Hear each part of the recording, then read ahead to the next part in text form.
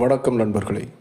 தமிழக அரசியல் வரலாற்றில் தனி முத்திரை பதித்ததுடன் சரித்திரம் படைத்த தலைவர்களுள் ஒருவராய் விளங்கியவர் மூன்றெழுத்து மந்திரம் என மக்களால் இன்றளவும் மதிக்கப்படும் எம்ஜிஆர்.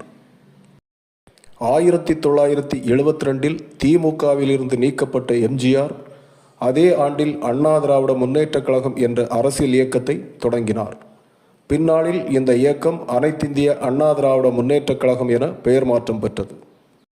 எம்ஜிஆர் திமுகவில் இருந்தபோது 2 முறையும், அதிமுகவை தொடங்கிய பின்னர் 3 முறையுமாக மொத்தம் 5 தேர்தல்களில் போட்டியிட்டு 5லும் வெற்றி பெற்றுள்ளார். அவரது தேர்தல் வெற்றி வரலாறு குறித்து இந்த பதிவில் நாம் தொடர்ந்து பார்க்கலாம்.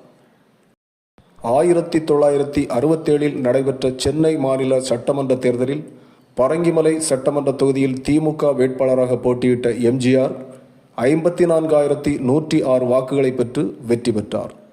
இத்தேர்தலில் தன்னை எதிர்த்து போட்டியிட்ட காங்கிரஸ் வேட்பாளர் TL ரகுபதியை விட 27,674 வாக்குகள் கூடுதலாக பெற்றிருந்தார் எம்ஜிஆர். 1971 சட்டமன்ற தேர்தலில் மீண்டும் பரங்கிமலை தொகுதியில் போட்டியிட்ட எம்ஜிஆர் 65,405 வாக்குகளை பெற்று வெற்றி பெற்றார். இத்தேர்தலில் தன்னை எதிர்த்து போட்டியிட்ட நிறுவன காங்கிரஸ் வேட்பாளர் DL ரகுபதியை விட 24,632 வாக்குகள் கூடுதலாக பெற்றிருந்தார் எம்ஜிஆர்.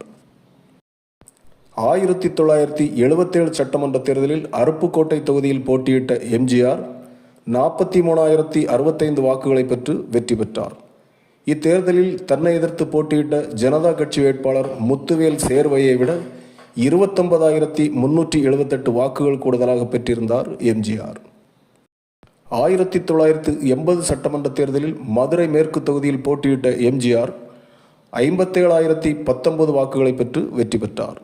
இத்தேர்தலில் தன்னை எதிர்த்து போட்டியிட்ட திமுக வேட்பாளர் பொன் முத்துராமலிங்கத்தை விட 21,066 வாக்குகள் கூடுதலாக பெற்றிருந்தார் எம்ஜிஆர். 1984 சட்டமன்ற தேர்தலில் ஆண்டிப்பட்டி தொகுதியில் போட்டியிட்ட எம்ஜிஆர் 60,510 வாக்குகளை பெற்று வெற்றி பெற்றார். இத்தேர்தலில் தன்னை எதிர்த்து போட்டியிட்ட திமுக வேட்பாளர் தங்கராஜை விட 32,484 வாக்குகள் கூடுதலாக பெற்றிருந்தார் எம்ஜிஆர். அதிமுக என்ற இயக்கத்தை ஆரம்பித்து 1967, 1980, 1984 ஆகிய 3 தேர்தல்களிலும் இரட்டை இலை சின்னத்தில் வாகை சூடிய எம்ஜிஆர் 3 முறையும் தமிழகத்தின் முதலமைச்சராக பொறுப்பேற்றார் என்பது குறிப்பிடத்தக்கது. இந்திய அரசியல் வரலாற்றில் கட்சி ஆரம்பித்தது முதல் தன் வாழ்நாள் வரை வெற்றி ஒன்றையே பெற்ற தலைவர்கள் வரிசையில் என்றைக்கும் முதலிடம் பெற்று விளங்குபவர் எம்ஜிஆர் மட்டுமே.